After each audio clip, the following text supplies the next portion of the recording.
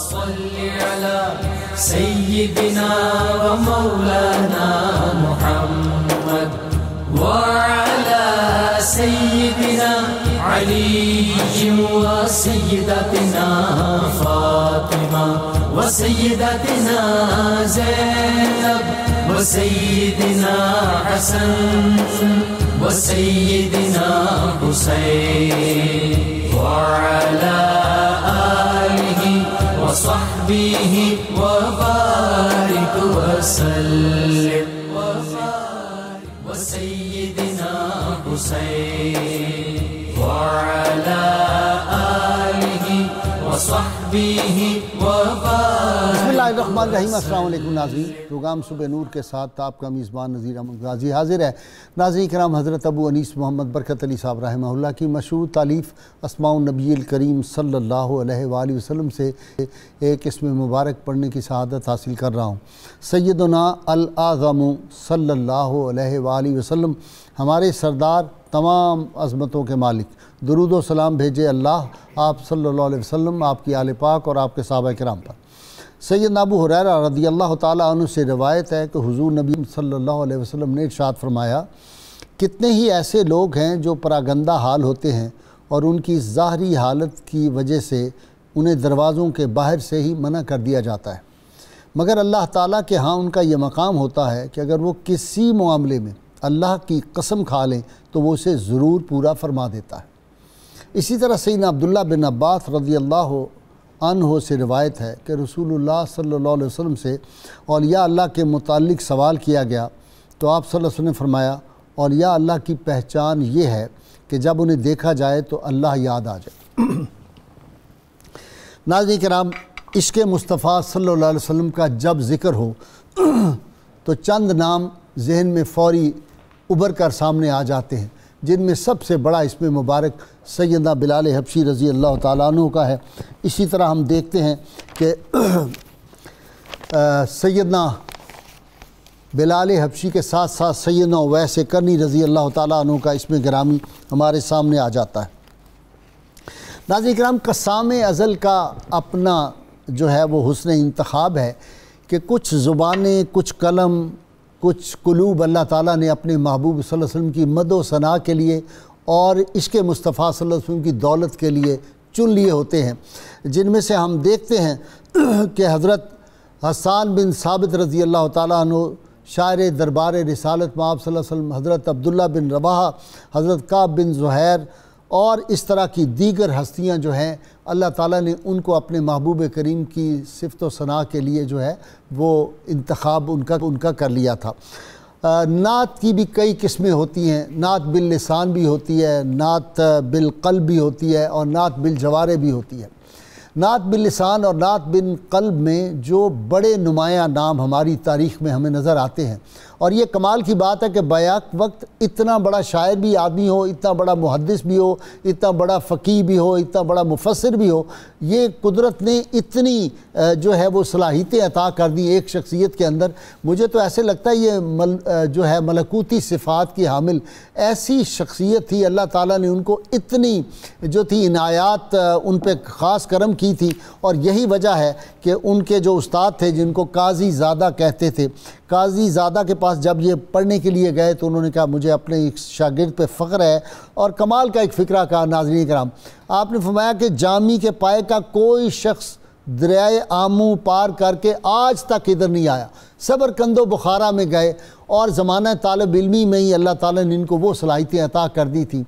دوسری، اللہ تعالیٰ نے ان کو وہ جو سی جمالیاتی ثروتیں، ان کا معاملہ یہ تھا کہ امام اعظم و حنیفہ کے شاگرد خاص امام محمد رحمۃ اللہ علیہ جو تھے، جو امام شافعی رحمۃ اللہ علیہ کے استاد بھی ہیں.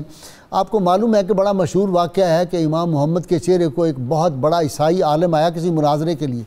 جو ہی اس نے ان کا چہرہ دیکھا تو اس نے کہا کہ یہ چھوٹے محمد کے چہرے پہ اتنے انوار ہیں، تو جو اس محمد کا آقا محمد صلی اللہ علیہ وسلم ہوگا اس کا کیا عالم ہوگا. میں بحث نہیں کرتا، میں تو کلمہ پڑھتا ہوں، ان کے غلاموں میں شامل ہو جاتا ہوں. تو حضرت مولانا عبدالرحمن جامی رحمۃ اللہ علیہ، وہ ہرات کا بادشاہ جو سویا ہوا ہے، آج بھی دلوں پر حکومت کر رہا ہے، اس کو بھی اللہ تعالیٰ نے وہی حسن اور وہی انوار عطا کیے تھے. اچھا، بیک وقت دیکھیں 70 سے زیادہ کتابوں کے مصنف، 56 پہ تو سارے اہل علم کا اتفاق ہے، لیکن میں نے کچھ کتابیں پڑھی ہیں جن میں ویسٹرن نے لکھا ہے کہ ان کی کتابوں کی تعداد جو ہے وہ 100 تک چلی جاتی ہے۔ آج بھی ہمارے درس نظامی میں مولانا عبدالرحمن جامی کی کتابیں پڑھائی جاتی ہیں۔ دنیا بھر میں عالم اسلام میں کسی کلمہ گو کے سامنے، جس طرح ہم سیدنا بلال حبشی رضی اللہ تعالیٰ عنہ ذکر کریں، سیدنا ویسے کرنی کا تو ایک دم عامی ہو خاص ہو اس کے ذہن میں فوراً آ جاتا ہے، تعارف ہے۔ اسی طرح عبدالرحمن جامی کا آپ دیکھیں کہ نہ کسی کو پتہ ہو، جب وہ نعت سنتا ہے نسیمہ جانب بتا گزر کن زِ احوال محمد را خبر کن، یک دم زبان پہ آتا ہے یہ جامی ہو سکتا ہے۔ یا کبھی سنیں کہ تنم فرسودہ جہاں پارا زِ ہجراں یا رسول اللہ، دلم پش مردہ آوارا زِ اسیاں یا رسول اللہ صلی اللہ علیہ وسلم، جب ہم سنتے ہیں اور مشرف گرچ شد جامی زِ لطفش خدایا ای کرم بارے دیگر کن۔ مجھے ایک درویش ملا تھا جی مدینہ منورہ میں، اس نے مجھے کہا کہ تم روضہ انور پہ جب بیٹھتے ہو نا تو ایک بات میں تمہیں بڑی پتے کی بتاؤں۔ میں نے کہا جی بتائیں۔ کہنے لگا جامی کی نعتیں لے آیا کرو ساتھ۔ میرا پھر معمول رہا، میں فوٹو سٹیٹ کرا کے لے جاتا تھا۔ اس نے کہا جامی کی نعتیں سرکار کو کتنی پسند ہیں آپ اندازہ ہی نہیں کر سکتے۔ حضور صلی اللہ علیہ وسلم جس طرح یہ جو قصیدہ بردہ شریف ہے وہ امام بصیری کا، اس نے کہا اس کے بعد یہ جامی کی نعتیں ہیں تو ان کو آ کے یہاں پڑھا کرو۔ حضرت مولانا عبدالرحمن جامی کی علمی مقام، مرتبہ، آپ کی کتب، آپ کا تصوف، اور خاص طور پہ آپ کو جو نقشبندی فیض ملا تھا جن بزرگوں کا، ان میں حضرت خواجہ محمد پارسا رحمۃ اللہ علیہ، خواجہ فخر الدین نورستانی، خواجہ برہان الدین، خواجہ بہاؤالدین شاہ نقشبند رحمۃ اللہ علیہ، اللہ اکبر، اور خواجہ عبید اللہ حرار جیسی ہستیاں جو ہیں ان کا فیض جامی کو ملا ہوا تھا۔ ایک لطیفہ آپ کو سنا کے اور پھر آگے چلتا ہوں۔ بزرہ سنج بھی تھے بادشاہ، کئی بادشاہ جو تھے، درجنوں بادشاہ ان کی خدمت میں آتے تھے، تعلق تھا، کبھی دستے سوال دراز نہیں کیا۔ وہ پوچھتے تھے، بس خط لکھتے تھے ان کو کہ میرے عزیز یہ جو تاج و تخت ہے یہ بس چند روزہ ہے، یہ جو تاج تم نے پہنا ہوا ہے پہلے کتنے انہوں پہنا تھا، تمہارے بعد کتنے پہنیں گے۔ ان کو صرف نصیحتیں کرتے تھے اور غریبوں کی مدد کے لیے۔ بزرہ سنجی کا یہ عالم تھا کہ ایک دفعہ سفر حجاز سے واپسی بغداد پہنچے، تو بغداد جب پہنچے تو پیر جمال عراقی جو تھے وہ تشریف لائے، وہ بھی بہت بڑی ہستی بزرگ تھے۔ تو انہوں نے اور ان کے مریدوں نے اونٹ کی، وہ جو اون کا بنا ہوا سردیاں تھیں وہ لباس پہنا ہوا تھا۔ تو جب ان سے ملے اور ان کا حسن دیکھا تو پیر جمال عراقی رحمۃ اللہ علیہ نے فرمایا کہ سبحان اللہ جمال الہی، واہ جمال الہی، یعنی حسن پروردگار کے انوار جھلک رہے ہیں اس چہرے پہ۔ تو انہوں نے جواباً فرمایا کہ ہاں ہم نے بھی جمال الہی دیکھا ہے، یعنی اللہ تعالیٰ کا اونٹ دیکھا ہے آپ نے۔ تو یہ ان کی حاضر جوابی کا یہ عالم تھا۔ جامی جو ہے وہ ہماری محفلوں کی زینت ہے۔ کوئی محفل میلاد جو ہے وہ جامی کے بغیر مکمل نہیں ہو سکتی، کسی مقرر کی تقریب مکمل نہیں ہو سکتی، اور کسی عالم کی علمی گفتگو جامی کے بغیر مکمل نہیں ہوتی۔ ناظرین کرام، آج حضرت عبدالرحمن جامی عظیم عاشق رسول اور ان کی جو عظمتیں رفتیں بیان کرنے کے لیے آج میرے ساتھ، اور دوسرا میں عرض کروں آخری جو ہمارا سیگمنٹ ہوگا لاسٹ پہ سید عبدالحق شاہ گیلانی گولڑا شریف والے پیر صاحب جن کا حال ہی میں انتقال ہوا، آج ان کا 40واں ہے، اور جن کو چھوٹے لالا جی کہتے ہیں، ان کے حوالے سے بھی ہم گفتگو کریں گے، کیونکہ آج اس خاندان سے جن کو بہت فیض ملا میرے ساتھ ہیں ڈاکٹر محمد شاہ کھگا، ان سے ان کی باتیں بھی ہم سنیں گے۔ آج میرے مہمان ہیں پروفیسر ڈاکٹر معین نظامی صاحب، آپ ان سے واقف ہیں، ڈاکٹر شبیر احمد جامی اور ڈاکٹر محمد شاہ کھگا۔ میں ابتدا کر رہا ہوں جناب پروفیسر ڈاکٹر معین نظامی صاحب۔ جی نظامی صاحب، نظامی اور جامی وزن بھی ملتا ہے اور پھر ایک جامی آج ہمارے قابل بھی۔ جی بالکل، آج تو آپ کے پروگرام میں صاحب پروگرام خود بات چیت کریں گے۔ صاحب پروگرام کا ذیل حضرت مولانا جامی، آپ نے بہت ہی خوبصورت تعارف کروایا، اس میں مجھے ایک جملہ اضافہ کرنا ہے کہ عاشقوں کی کوئی محفل بھی ذکر جامی کے بغیر مکمل نہیں ہوتی ہے۔ سبحان اللہ، ہاں جی، سبحان اللہ۔ علم اور عام طور پر جو ایک تاثر دیا جاتا ہے کہ جو اہل تصوف ہوتے ہیں یا ہوتے تھے قدیم، وہ علم کے خلاف ہوتے تھے اور بہت زیادہ پڑھتے وڑھتے نہیں تھے۔ اس کو رد کرنے کے لیے ہمارے پاس جو چند بڑے نام ہیں ان میں حضرت مولانا عبدالرحمن جامی بھی ہیں۔ سبحان اللہ۔ یعنی علوم و فنون کی کوئی شاخ ایسی نہیں ہے جس میں آپ کا تبحر نہیں ہے اور جس میں تخصص نہیں ہے اور جس میں آپ صاحب تصنیف نہیں ہیں۔ 9ویں صدی ہجری بنتی ہے جی، اور 15ویں صدی عیسوی جو آپ کا زمانہ ہے، ٹھیک، 898 میں آپ کا وصال ہوا، ہرات میں مزار مبارک ہے۔ آباء و اجداد اصفہان خاک اولیاء، ہرات خاک اولیاء، ہائے ہائے نام ہی آتا ہے تو کیفیت دل کی بدل جاتی ہے۔ وہ ہم چشتیوں کے لیے تو اور بھی بہت زیادہ ہرات پہ ایسے پھڑک جاتے ہیں، ساتھ ہی چشت ہے، بالکل ساتھ ہی نقش بندی ہے۔ تو آباء و اجداد اصفہان کے تھے۔ محمد آپ کے والد ماجد کا نام تھا اور احمد آپ کے دادا کا نام تھا۔ لقب والد کا نظام الدین اور دادا کا لقب شمس الدین۔ دشت ایک محلہ ہے اصفہان کا، وہاں کا یہ خانوادہ تھا۔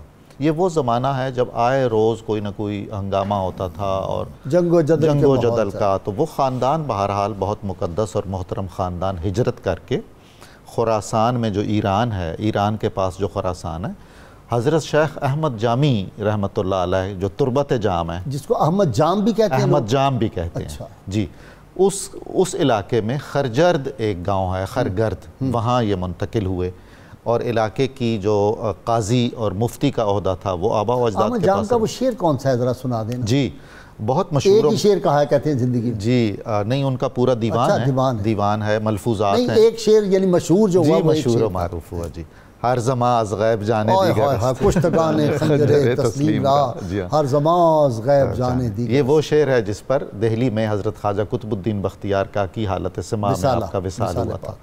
اس سے اندازہ ہوتا ہے کہ خود حضرت مولانا جامی نے جو اپنا تخلص جامی رکھا ہے وہ بھی اسی مناسبت سے احمد جام رحمۃ اللہ علیہ، اور حضرت احمد جام کی خانقاہ اور آپ کے خانوادے کا جو کر و فر ہے اور جاہ و جلال ہے اور عزت و وجاہت ہے وہ آج بھی قائم ہے۔ ٹھیک، آپ کے والد بھی اگرچہ قاضی تھے اور مفتی تھے، آپ کی دادی حضرت امام محمد شیبانی رحمۃ اللہ علیہ کے خاندان سے تھی، اور خاندان کا ماحول عالمانہ اور فاضلانہ تھا اور سب سے بڑھ کر صوفیانہ ماحول تھا۔ اور پورے خاندان میں یہ ہوتا تھا کہ جہاں کہیں بھی اولیاء کرام کا ذکر آتا تھا یا معزز ہستیاں بزرگ درویش آتے تھے، ان کی زیارت کی جاتی تھی۔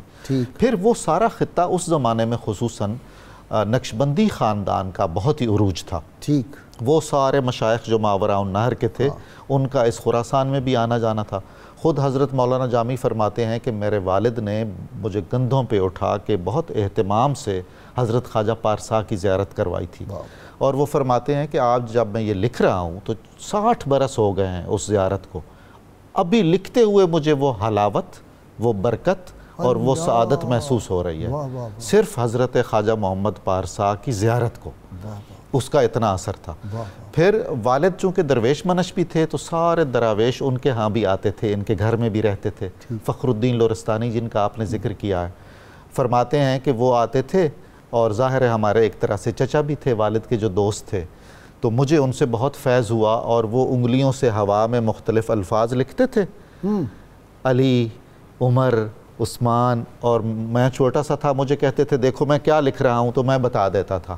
تو فرماتے تھے کہ اس بچے کو اللہ تعالیٰ علم عطا فرمائے گا، اللہ تعالیٰ اس کو فضل عطا فرمائے گا، اور اللہ تعالیٰ اسے تصوف کی دولت سے مالا مال کرے گا۔ اتنی زیادہ آپ کے پاس یعنی توجہات بزرگوں کی اور ان کا فیض تھا۔ اتنے بڑے بڑے بزرگوں کے پاس جن کے ایک لمحہ یک زمانہ صحبت باولیاء بہترت صد سالہ طاعت بیریا۔ پھر جب آپ کا تعلیمی معاملہ شروع ہوا تو والدین تعلیم، بچے کی تعلیم کے لیے ہرات منتقل ہو گئے، جو ایک بہت بڑا مرکز تھا، تیموری خاندان کی حکومت تھی اور ان کا دارالحکومت تھا، علم و عرفان کا مرکز تھا بالکل۔ بلکہ ہرات کی تاریخ پر کئی کتابیں لکھی گئی ہیں، اور ایک کتاب تو تاریخ مزارات ہرات لکھی گئی ہے، یعنی اتنے علماء، اتنے مشائخ اور اتنے فنکار وہاں اسی کہتے ہیں نا کہ جو ہے غزنی جائے اولیاء اور ہرات خاک اولیاء، بے شک و شبہ، اللہ ایسا ہی ہے جی، بالکل۔ بڑے بڑے علامہ اقبال ایسے نہیں روتے رہے جا کے اس زمین پہ۔ پھر غازی صاحب کمال یہ ہے کہ میں نے بہت غور سے دیکھا ہے حضرت مولانا جامی کا جو تعلیمی دورانیہ ہے، یعنی آپ نے مختلف مدارس میں اور مختلف علماء سے استفادہ کیا، اور پھر سمرقند بھی گئے۔ میں نے سمرقند میں وہ حجرہ مبارک کی زیارت کی ہے، وہاں بیٹھا ہوں جہاں سبحان اللہ، سبحان اللہ۔ ہائے خود مولانا جامی نے اور آپ کے تمام معاصر محققین اور علماء نے اپنی اپنی کتابوں میں لکھا ہے کہ شاید ہی مولانا نے 40 دنوں سے زیادہ کسی سے استفادہ کیا ہو۔ 40 دن میں اتنے بڑے عظیم الشان عالم سے مستغنی ہو جاتے تھے۔ جی ڈاکٹر صاحب، 40 دن میں فیض. اصل بات یہ ہے کہ ظرف کے مطابق ہوتا ہے نا کہ جس کا جتنا ظرف ہے اس کے مطابق ہی وہ حاصل کرتا ہے. جی غازی صاحب، جس طرح شروع میں آپ نے فرمایا کہ اللہ تعالیٰ نے چند لوگوں کو چنا ہوا ہے. ایک شعر سن لیں، ایسے ہی ذہن میں آ گیا تو رکے نا. بقدر ظرف ہر عاشق مقام اپنا بناتا ہے. سبحان اللہ. بقدر ظرف ہر عاشق مقام اپنا بناتا ہے. یہ وہ انداز محفل ہیں جو سکھلائے نہیں جاتے. سکھلائے نہیں جاتے. بالکل ٹھیک. تو چنیدہ لوگوں میں سے آپ تھے، بلکہ آپ کی جو صفت لکھی گئی ہے جس کی طرف معین نظامی صاحب اشارہ فرما رہے تھے کہ آپ کو کہا جاتا ہے صاحب نفس قدسی. یہ اصطلاح دی تھی ابن سینا نے. ابن سینا نے التنبیہات اور اشارات میں بحث کی ہے کہ کچھ طالب علم ایسے ہوتے ہیں کہ وہ اتنے ذہین اور فتین اور فطری استعداد رکھتے ہیں کہ وہ مشکل سے مشکل مسئلہ سیکھنے کے لیے چند لمحوں سے بھی آگے نکل جاتے ہیں. واہ. ان میں آپ کا شمار کیا جاتا ہے. اس میں پہلا شمار کیا جاتا ہے ابن عربی کا. ابن عربی نے 12 سال کی عمر میں ابن رشد کے ساتھ فکر و نظر اور کشف و وہب پر گفتگو کی. اور وہ 50 پلس تھے. وہ 50 پلس تھے. ابن رشد جو تھا اس کو چکرا دیا ہے. یہ کہنا چاہیے. وہ فکر و نظر کے نمائندے تھے، یہ کشف و وہب کے نمائندے تھے. تو معرفت الہی کی بحث میں ابن عربی نے گویا کہ ان کو باتیں سمجھائیں. پہلا نام لیا جاتا ہے ان کا. اس کے بعد تاریخ میں دوسرا نام لیا جاتا ہے علامہ جامی کا. اچھا. اس وجہ سے علامہ جامی کے بارے میں یہی کہتے ہیں وہ جس کے پاس بھی گئے، حالانکہ ان کے اساتذہ میں علامہ تفتزانی کے شاگرد، شریف جرجانی کے شاگرد، ابن عربی کے فکر کے ماہر لوگ موجود تھے. اور علامہ جامی جس کے پاس بھی جاتے تھے، دوسری مجلس میں جو وہ گفتگو کر رہے ہوتے تھے ان پر نہ صرف شبہ وارد کرتے بلکہ ان کی تقریروں کی اصلاح بھی فرماتے. اللہ. یہ قدرتی وہب تھا ان کی طبیعت میں. یہ اللہ کی عطا جس طرح آپ نے کہا جب ہو. تو یہی وجہ تھی پھر علامہ جامی نے علم کے جواہر سمیٹنے میں اور تصوف کے جواہر سمیٹنے میں غازی صاحب جتنی محنت کی. علم کے 3 دھارے چل رہے تھے. تفسیر، فقہ اور لغت کا علم تو اپنے والد سے سیکھا. اس کے بعد تصوف، کلام، یہ سارا علم تفتزانی اور شریف جرجانی کے شاگردوں سے سیکھا. اس کے بعد جو معرفت چل رہی تھی جس میں ابن عربی کی کتابیں، امام غزالی کی کتابیں اور مثنوی مولانا روم کا رائج تھی، اس کو بھی انہوں نے سیکھا. اور بہت جلد علم کے ان 3 سوتوں سے وہ فارغ ہو گئے. اور معرفت کے منابع جو اس وقت تھے ان سے بڑا فیض یاب ہوئے ان سے بڑا فیض جن کے نام آپ لے رہے ہیں. پھر اس کے بعد جب آپ علامہ لاری لکھتے ہیں، خواجہ عبید اللہ رار، وہ کہتے ہیں اتنے بڑے نام ہیں.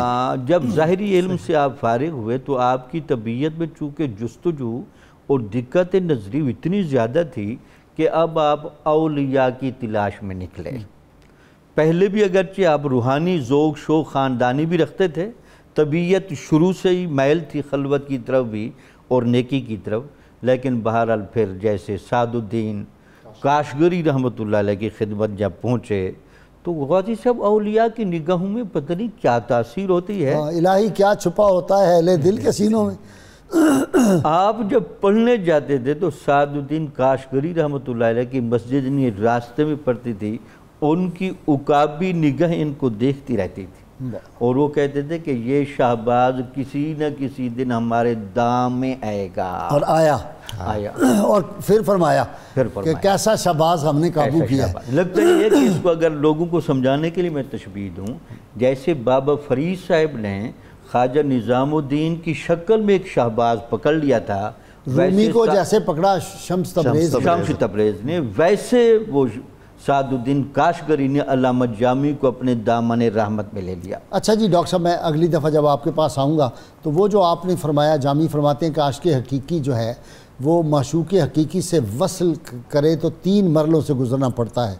فرماتے ہیں علم الیقین، حق الیقین اور عین الیقین، اور پھر 3 سیریں کرنی پڑتی ہیں، سیر اللہ، سیر فی اللہ اور سیر مع اللہ. یہ آپ نے منازل بتانی ہے. جی آپ کی طرف آتا ہوں. جی ڈاکٹر کھگا، بات ہو رہی ہے مولانا جامی کی. حضرت اقبال کیسے خراج تحسین فرماتے ہیں، ارشاد کشتہ ملا جامیم، کشتہ انداز ملا جامیم، نظم و نثر او علاج خامیم، کہ میں مولانا جامی کے انداز کا مارا ہوا ہوں، قتل ہوا ہوں. ان کی نظم بھی اور نثر بھی مجھ جیسے خامی لوگوں کے لیے علاج ہے. تو مولانا جامی رحمۃ اللہ علیہ اپنے جو ظرف میں، اپنے کشف میں اس مقام پہ پہنچے ہوئے تھے. دیکھیں ان کا سلسلہ نسب تو نقش بند تھا، لیکن سما میں بھی ایک کیفیت ان کی پیدا ہو جاتی کمال ہے جی، نقشبندی ہو کے سما خوب کرواتے ہیں. وہ خود فرماتے ہیں کہ میں جن دنوں مثنوی یوسف زلیخا منظوم کر رہا تھا تو ان دنوں میری کیفیت ایک دیگر گوں تھی، اور ایک ایسی صورت جو میرے دل و دماغ میں رچی ہوئی تھی جو بے صورت سے اس کا تعلق تھا، ایسی صورت جس کا تعلق بے صورت سے تھا، اور وہ میرے دل و دماغ میں رچی ہوئی، اور میں ان کو تلاش کرنے میں، جستجو میں لگا ہوا ہوں. جیسے حافظ شیرازی نے کہا، سال ہا سال دل طلب جام جم از مامی کرد، وہ انچ خود داشت ز بیگانے تمنا می کرد، کہ میں جو سالوں سال جام جم کی تلاش میں رہا وہ تو میرے اندر ہی تھا جو میں دوسروں سے تلاش کرتا. مولانا جامی کہتے ہیں ان دنوں میری کیفیت ایسی تھی کہ میں بے صورت کو دیکھ رہا ہوں اور اس کی طرف میں مائل ہوں اور اپنے دل میں، اور پھر انہی دنوں وہ کہتے ہیں کہ میں سما کی طرف راغب ہو گیا. اگرچہ سما اور ساز بجانے والے اکتا جاتے، تھک جاتے، لیکن میری کیفیت نہ بھرتی. اور اسی دوران میں کہتے ہیں کہ مجھ سے یہ اشعار جو ہے نا وہ میں بار بار گنگناتا. بزرگ بھی آئے تھے جو ناپسند کرتے تھے سما کو، انہوں نے کہا تم نقشبندی ہو سما، اور جب بیٹھے سما سنا تو ان کی حالت عجیب و غریب ہو گئی. لیکن حالانکہ مکتوبات امام ربانی میں حضرت مجدد رحمۃ اللہ علیہ بھی فرماتے ہیں اس کے بارے میں، نہ اینکار می کنم نہ انکار می کنم، کام تو نہیں کرتا لیکن انکار بھی نہیں کرتا. تو یہ مولانا جامی رحمۃ اللہ علیہ فرماتے ہیں کہ ساز بجانے والے اکتا جاتے اور میری کیفیت اسی طرح، اور اندر ایک رقص و سرود چل رہا ہے اور ایک کیفیت بے صورت کی طرف. اور ان دنوں میں یہ شعر گنگناتا، خون آبے دل خور کے شرابی بے ازن نیست، دنداں بے جگر زن کے کبابی بے ازن نیست، در کنز و ہدایہ نہ تما یافت خدارا، در صفحہ دل بھی کے کتابی بے ازن نیست. کہ اگر تم نے کچھ پینا ہے تو اپنے دل کا خون پیو، اور اگر کباب کھانا ہے تو اپنے جگر کو کاٹو اور کھاؤ، اور یہ تمہیں ہدایت اور کنز اور یہ چیزیں نہیں حاصل ہوں گی جب تک کہ تم اپنے دل کا صفحہ نہیں پڑھ لیتے. کمال کا وہ حضرت مولانا جامی رحمۃ اللہ علیہ. اسی طرح پھر انہی کیفیات میں کہا، بے نشان است کزو نام و نشان چیزیں نیست، بخدا غیر خدا درد و جہاں چیزیں نیست، بندہ عشق شدی ترک نسب کن جامی، کہ در ان راہ فلاں ابن فلاں چیزیں نیست. ترجمہ کر دیں ساتھ کہ کوئی نشان نہیں ہے اس مالک کے علاوہ، بخدا قسم اٹھا کے کہہ دیا کہ خدا کے سوا اب یہاں پہ کوئی نام و نشان نہیں ہے. اور جامی اپنے آپ کو عشق کا غلام کر لو، کیونکہ یہاں پہ ابن فلاں یہ اس کی کوئی حیثیت نہیں ہے، وہ نہیں چلتا یہاں پہ، وہ نہیں چلتا. بڑا خوبصورت شعر ہے جی ذوق کا. ڈاکٹر صاحب میں نے بریک کی طرف جانا ہے لیکن آپ کی نظر کر رہا ہوں. رہتا ہے نام علم سے زندہ جہاں میں ذوق، اولاد سے تو ہے یہی دو پشت چار پشت. ناظرین کرام بہت مصطفیٰ درود پاک سنتے پڑھتے ہیں، ہمارے ساتھ رہیے گا. اللهم صل على سيدنا ومولانا محمد وعلى سيدنا علي وسيدتنا فاطمة وسيدتنا زينب وسيدنا حسن وسيدنا حسين وعلى آله وصحبه وبارك وسلم.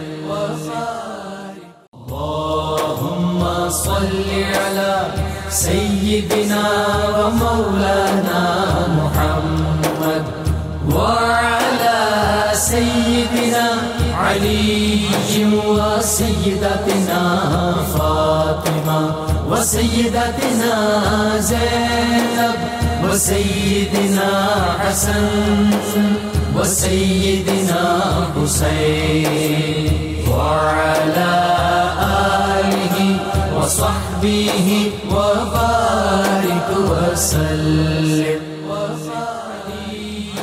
وسيدتنا فاطمة وسيدتنا ویلکم بیک ناظرین اکرام.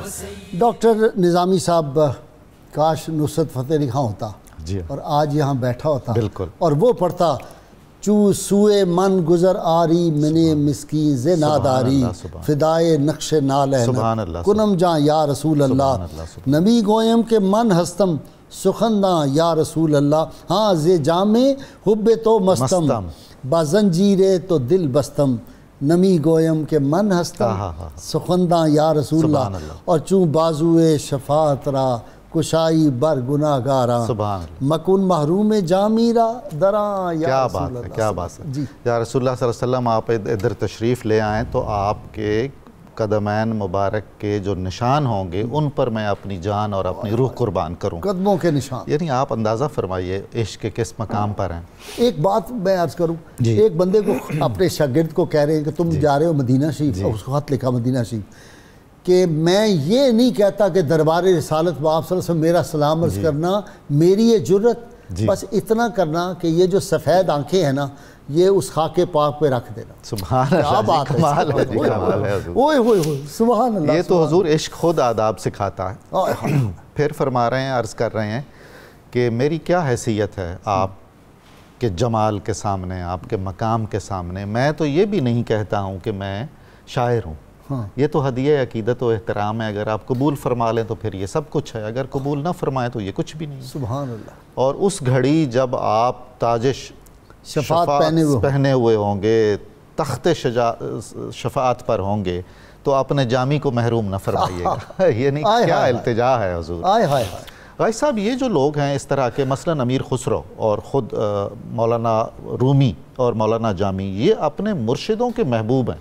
عجیب بات یہ ہے. حضرت مولانا سعد الدین کاشغری رحمۃ اللہ علیہ جو آپ کے پیر و مرشد ہیں, انہوں نے فرمایا ایک خاص کیفیت میں کہ میں اللہ تعالیٰ کے احسانات کا بدلہ پہلے بھی نہیں اتار سکتا تھا اور اب تو سوال ہی نہیں پیدا ہوتا, اور سب سے بڑا احسان یہ ہے کہ جامی جیسے آدمی نے میرے ہاتھ پہ بیعت کی ہے.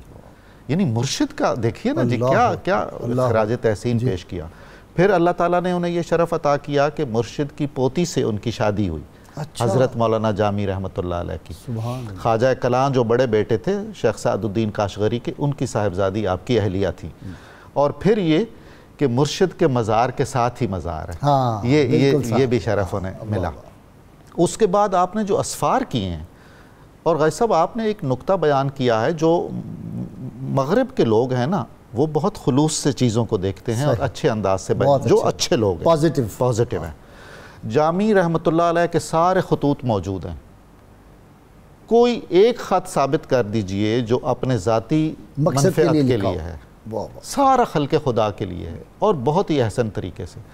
پروفیسر براؤن نے, ای جی براؤن نے لکھا ہے اپنی کتاب میں, اور بہت ہی خوبصورت بات انہوں نے کی. انہوں نے کہا کہ جامی کو اپنی زندگی میں جتنی عزت, شہرت اور مقبولیت ملی تھی ویسی صرف اس سے پہلے 2 اور شخصوں کو ملی ہے تاریخ اسلام میں. انہوں نے کہا یہ اس کا نقطہ نظر ہے, یعنی شعراء میں اور اہل علم میں, ایک مولانا رومی کو اور ایک شیخ ابن عربی کو اور پھر مولانا جامی کو, کہ جناب اس وقت جتنی بھی اسلامی حکومتیں تھیں ان میں سے 9 یا 10 حکمران ایسے تھے جو بہت ہی زیادہ متاثر تھے, اور جن کے خط موجود ہیں مولانا کے نام, جامی رحمۃ اللہ علیہ کے نام. ان میں عثمانی خلیفہ بھی تھا. یعنی جو سپر پاور تھے, ترک بڑے ان کے عاشق رہے ہیں آج تک. ڈاکٹر صاحب جی آپ کی طرف آتا ہوں جی, تصوف میں بڑا نام کمایا جی. غازی صاحب کیونکہ درک اور عشق کامل درجے کا تھا, تو یہ جو عشاق ہوتے ہیں یہ فنا فی اللہ کی کیفیت کی طرف زیادہ چلے جاتے ہیں. ٹھیک. تو یہی جو فنا فی اللہ کی کیفیات ہیں ان کا تذکرہ آپ نے لوائے جامی میں کیا ہے, اگرچہ وہ مختصر کتاب ہے اس کتاب کو تصوف میں دستور العمل کا درجہ حاصل ہے، حتیٰ کہ ایک تو صوفیہ مشائخ چشت کے ہاں تو یہ بڑا متداول رہی ہے کہ تصوف میں فنائیت اور جذب کی کیفیت کو اگر آپ سمجھنا چاہتے ہیں تو لوائے جامی کو پڑھیں۔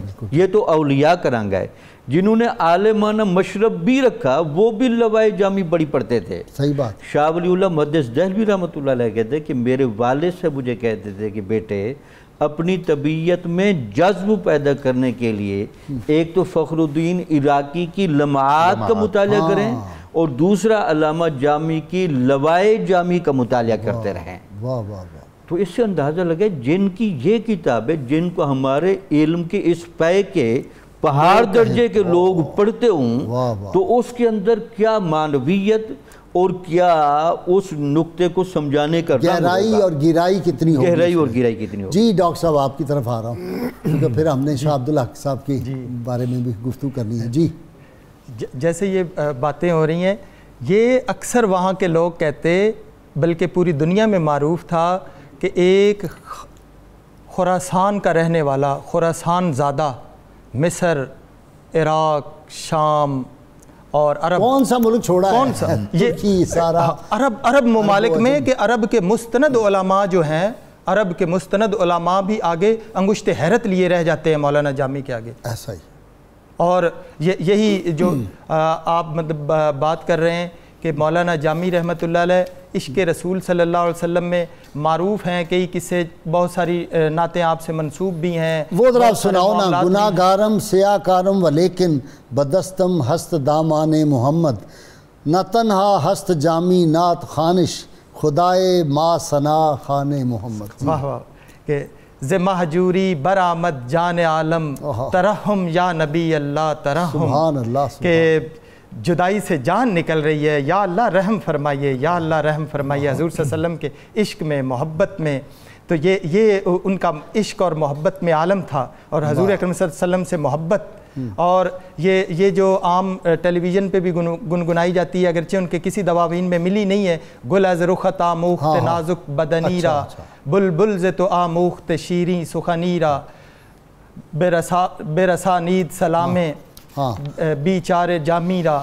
تو یہ اس طرح یہ کمال کی جو ہے مولانا جامی رحمۃ اللہ علیہ کی شخصیت اور ان کا مقام اور ان کی کیفیت جو ہے کسی جگہ ڈاکٹر صاحب اگر نام محمد را نیا برد شفیع آدم، نہ آدم یافتے توبہ، نہ نو از غر کے نجائے، نہ غلطی ہے۔ ایسا ہی ہے۔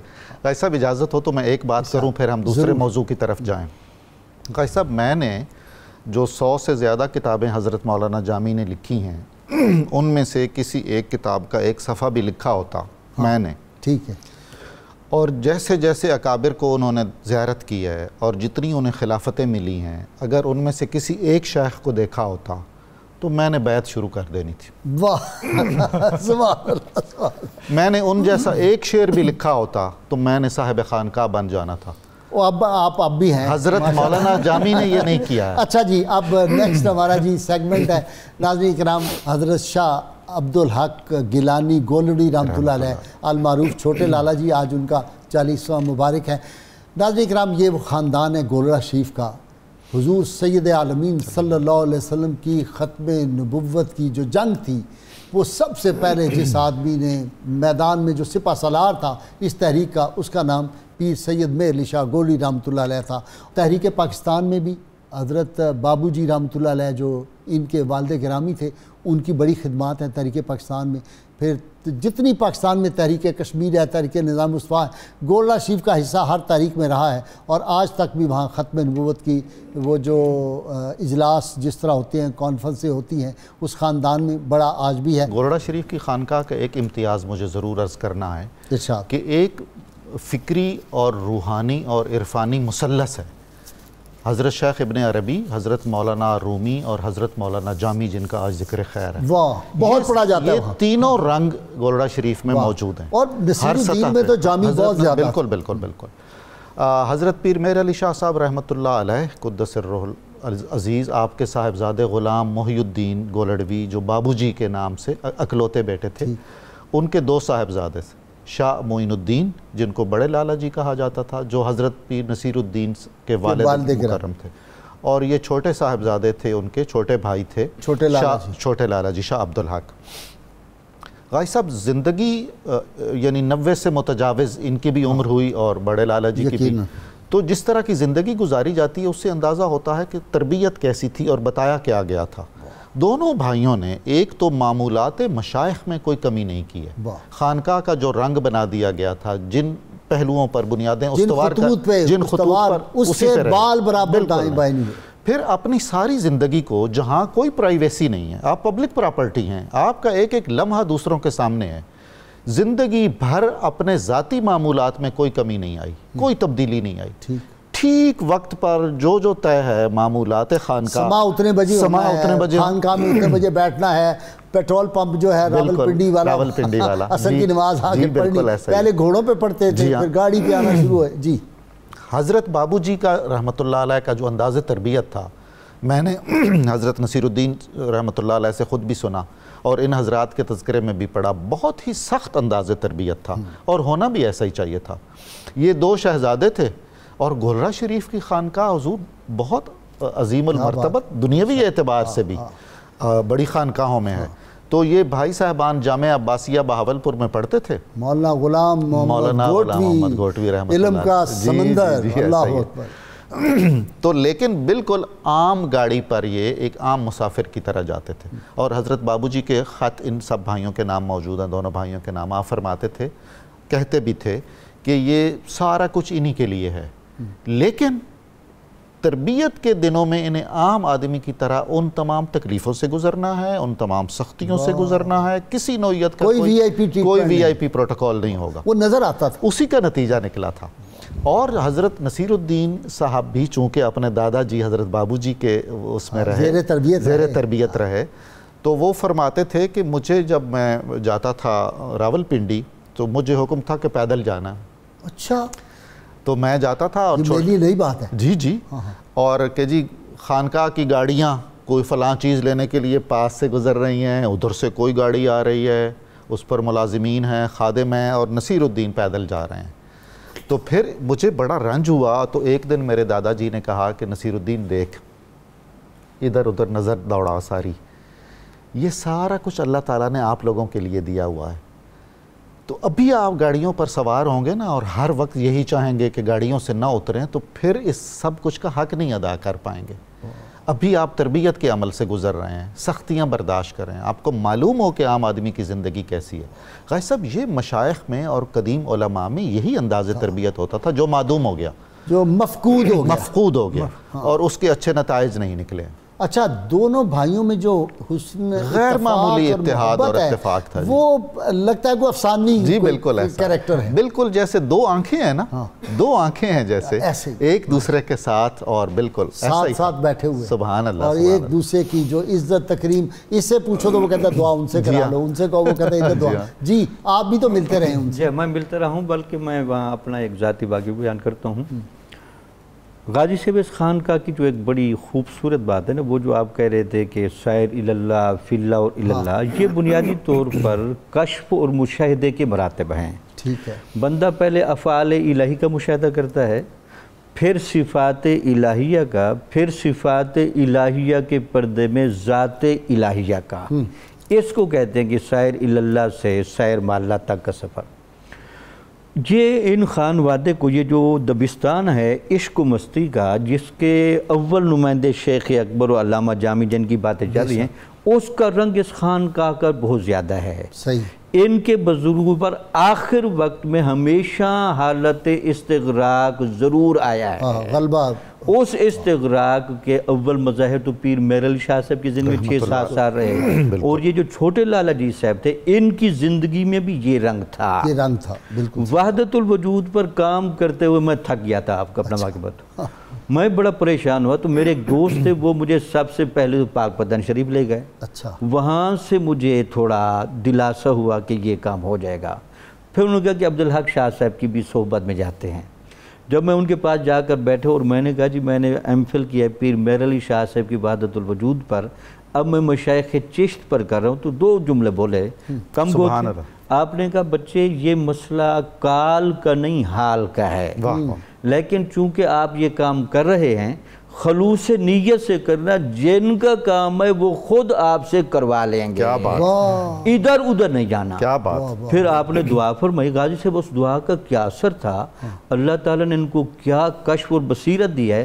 مجھے 6 ماہ تک ہمیشہ محسوس ہوتا تھا کہ میرے ساتھ وہ چل بھی رہے ہیں اور سرپرستی بھی فرما رہے ہیں، اللہ سبحان، یہ ان کا مرتبہ تھا، یہ ان کا مقام تھا، یہ میرے ساتھ خود بھی تھا، اس سے خود اندازہ لگا۔ دوسرا میں نے کچھ لوگوں سے خود بھی سنا ہے کہ حضرت صاحب شروع میں لحیہ مبارک چھوٹی رکھتے تھے، اچھا، تو ایک بندہ آ گیا تو اس نے آ کر، جس طرح علماء کا مشرب ہے ویسے تو سنت کے مطابق پوری ہی رکھنی چاہیے، لیکن بہرحال اس کا جواز تو موجود ہے، تو بہرحال یہ پھر ان کو تنہائی میں لے کے اس نے کہا اچھا کتنی داڑھی چاہیے، اس نے جب ناپ کی تو آپ کی داڑھی پوری تھی، اس نے کہا آپ کے لیے یہ ہے، باقی لوگوں کے لیے یہ ہے، میں عاجز اور فقیر بندہ ہوں، ہر بندہ میرے پاس بیٹھتا ہے، تو آپ جو پیمانہ لے کر آئے ہیں وہ بھی ہمارے پاس ہے، لیکن بہرحال یہ بھی ہے۔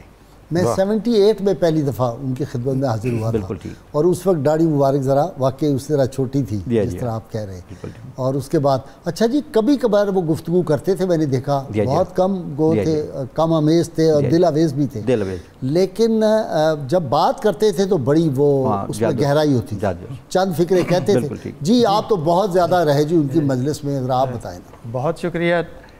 پیر شاہ عبدالحق صاحب رحمۃ اللہ علیہ پیر مہر علی شاہ صاحب رحمۃ اللہ علیہ سے بیعت تھے، دونوں بھائی اپنے دادا جی سے بیعت تھے، اور انہوں نے ان کو خلافت عطا کی ہوئی تھی، اور یہ ان کی تربیت ہے، یہ ان کی تربیت ہے، یہ حضرت پیر مہر علی شاہ صاحب رحمۃ اللہ علیہ سے بیعت تھے، اور یہ خود انہوں نے فرمایا شاہ عبدالحق صاحب رحمۃ اللہ علیہ کہ میں چھوٹے ہوتے بہت زیادہ باتیں کرتا تھا، بہت زیادہ بولتا۔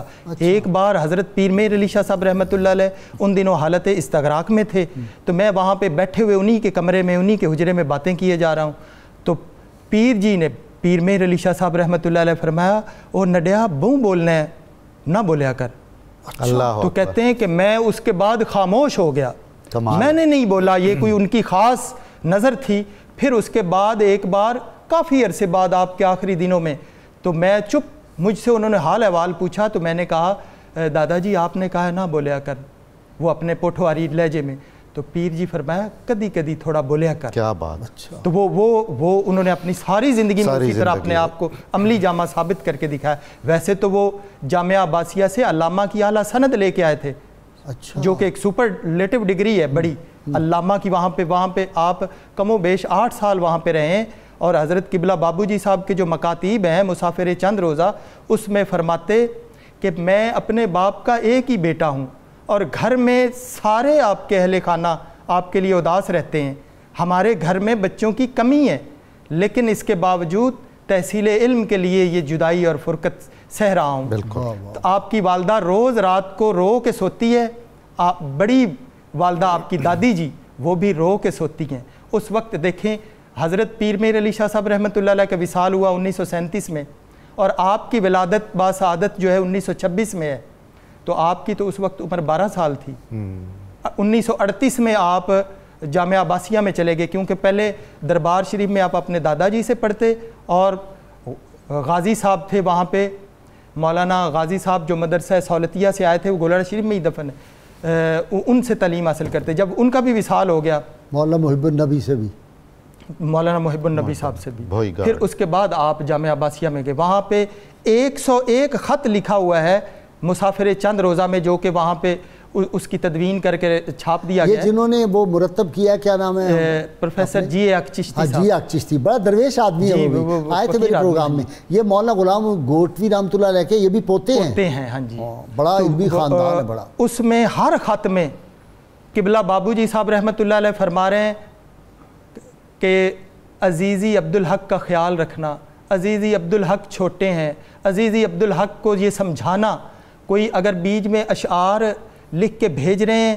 بابو جی صاحب رحمۃ اللہ علیہ، جیسے ڈاکٹر نظامی صاحب نے بات کی ہے کہ وہاں پہ مولانا جامی رحمۃ اللہ علیہ کی، وہاں پہ میں نے تو جو کلام سنا وہاں پہ درگاہ پہ ہی سنا ہے مولانا جامی کا، اور آج تک چلتا ہے۔ بلکہ آج تک چلتا ہے۔ وہ جو قوال تھا اس کا نام حاجی محبوب قوال لکھنوی، محبوب قوال، وہ عالم آدمی تھا، قوال عالم تھا بڑا۔ وہ معروف ہے کہ آپ گاڑی میں تھے، بڑے لالا جی صاحب گاڑی چلا رہے ہیں، بابو جی صاحب بیچ میں تھے، شاہ عبدالحق صاحب گاڑی میں تھے، لوگوں نے آگے پتھر ڈال دیا اور فائرنگ شروع کر دی، اور حضرت قبلہ بابو جی صاحب رحمۃ اللہ علیہ نے فرمایا یہ استغاثہ ہے نسیمہ جانب بتہا گزر کن ز احوالم محمد را خبر کن۔ اور گاڑی میں سارے احباب اور عزیزی عبدالحق صاحب، پیر شاہ عبدالحق صاحب رحمۃ اللہ علیہ کو حکم دیا کہ اس کو اونچی اونچی پڑھو، تو وہ پڑھتے رہے اور کچھ بھی نہیں ہوا، فائرنگ اور گولیاں آر پار چلتی رہیں۔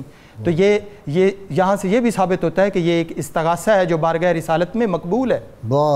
تو حضرت قبلہ شاہ عبدالحق صاحب رحمۃ اللہ علیہ لکھتے ہیں کہ ہم وہاں پہ شرح ملا جامی، جو اتنی بھاری بھرکم کتاب، اور مدرسے سے کوئی 2 کلومیٹر کا فاصلہ چل کے جانا پیدل، اور اس گرمی اس باولپور کی گرمی میں، اور رات کو واپس آنا تو نیند نہ آنی، چادر کو بھگو کے پنکھے میں اوپر لینا تو کچھ حالت بہتر ہونی، اور پھر تہجد سے پہلے اٹھ جانا، اور پھر اسی طرح معاملات میں، اور یہ 8 سال کا دورانیہ اسی مشکلات میں۔ اور بڑے لالا جی صاحب نے تو لکھا کہ ہمیں ہر طرح کی سہولت ہونے کے باوجود ٹرین سے 3rd کلاس ڈبے میں دانستہ طور پہ حضرت بابو جی صاحب رحمۃ اللہ علیہ کہ تمہارے اندر سے جس میں چاہتے اسپیشل میں جاتے ہیں، بیوک میں جاتے ہیں، وہ ساری آسودگی تھی، ساری ہر طرح کے، وہ باقاعدہ خطوط میں لکھتے ہیں کہ حضور غوث اعظم کا کرم ہے کہ ہر طرح کی آسودگی اور آسائش ہے، لیکن تربیت مقصود ہے کہ ان کے اندر۔ اور پھر وہاں پہ حضرت بابو جی صاحب رحمۃ اللہ علیہ نے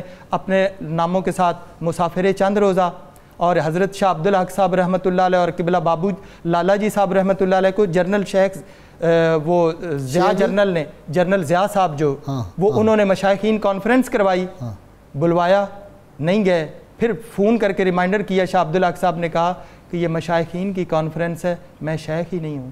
اللہ، وہ ان کو یہ تربیت کی گئی کہ آپ غوث اعظم کے مہمانوں کے غلام ہیں، اور یہاں پہ جتنے لوگ آئیں ان کے لیے آپ ہمہ وقت تیار رہیں، اور یہی انہوں نے پوری زندگی میں دیکھیں سب سے زیادہ۔ آپ کو پتہ ہے ایک زمانے میں یہ ایوب خان کا وقت میں ایک دفعہ اس خانقاہ کو اوقاف نے ٹیک اوور کر لیا تھا جی، اور نہیں چلا سکے تھے، پھر واپس کرنی پڑی۔ حضرت پیر شاہ عبدالحق صاحب رحمۃ اللہ علیہ نے سب سے زیادہ سجادگی کا دورانیہ گزارا، تقریباً 46 سال آپ مسند پہ رہے، اور اسی طرح دن میں اگر سینکڑوں نہیں تو ہزاروں لوگ آتے ہیں تو ہر ایک کے لیے ہاتھ کھڑا کرتے ہیں، ہر ایک کے لیے ہاتھ کھڑا کرتے ہیں۔ جی نظامی صاحب، جی حضور ہر وقت دست بدعا مخلوق کے لیے، اصل تصوف تو یہی ہے بالکل مخلوق۔ وہ کیا ہے کہ جملہ فنون شیخ نیرزد بنیم خس راحت بدل رساں کہ ہمیں مشربست و بس۔ جی تمام علوم و فنون ایک طرف، آپ نے کسی مومن کے دل کو اگر آسودگی پہنچائی ہے تو اس سے بڑھ کر کوئی عمل نہیں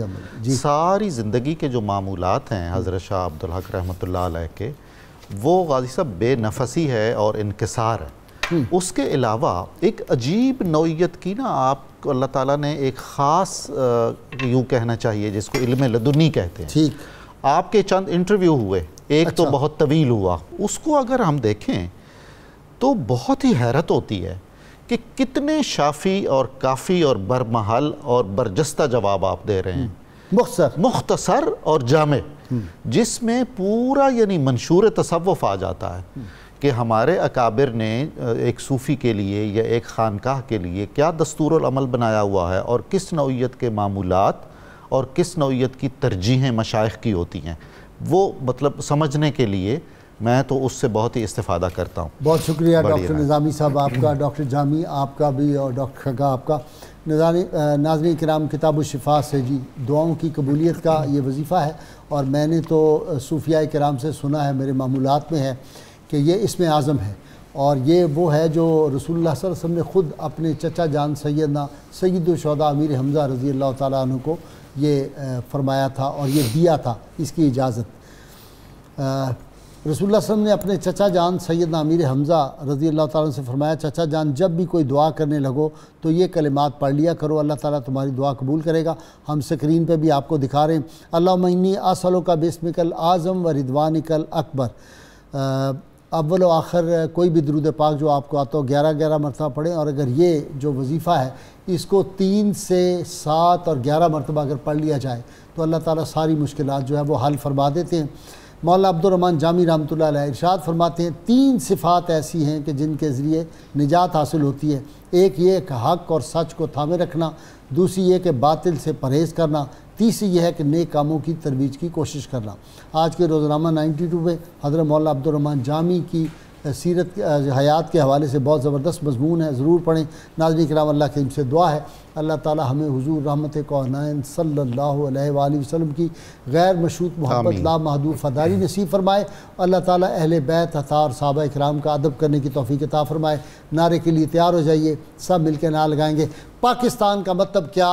لا الہ الا اللہ محمد رسول اللہ صلی اللہ علیہ وآلہ وسلم.